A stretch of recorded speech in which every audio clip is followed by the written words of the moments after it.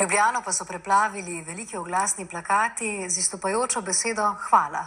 Sporočilo je namenjeno zaposlenim v UKC Ljubljana, naročnik pa je podjetje, ki dobavlja medicinsko opremo. Gre za še eno gesto zahvale in božičnega voščila tistim, ki se z epidemijo spopadajo v prvih vrstah.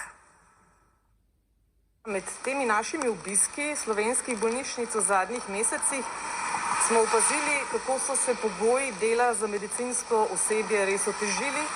In jaz vsakič, ko zapustim bolnico, nosim v sebi eno tako skrb, pa sem se mogoče danes okužila in prenesla to okužbo tudi med svoje najdražje. In verjamem, da se vsi, ki delajo v medicini, vsak dan sprašujejo enako. In na ta način smo se jim želeli zahvaliti, da smo opazili njihov trud, njihovo požrtvovalnost in upamo, da ostanejo zdravi še naprej. To je slovenska tehnologija, tukaj razvita in tudi proizvajamo jo tukaj, namenjena uničevanju mikrobov, vključno s COVID-19. Naša tehnologija ne bi bila tako ustrezna za bolnišnično rabo brez slovenskega bolnišničnega osebja. Mi smo namreč leto in pol razvijali tehnologijo prav v slovenskih bolnišnicah s testiranjem in sodelovanjem z ljudmi, ki se ukvarjajo s preprečevanjem okužb.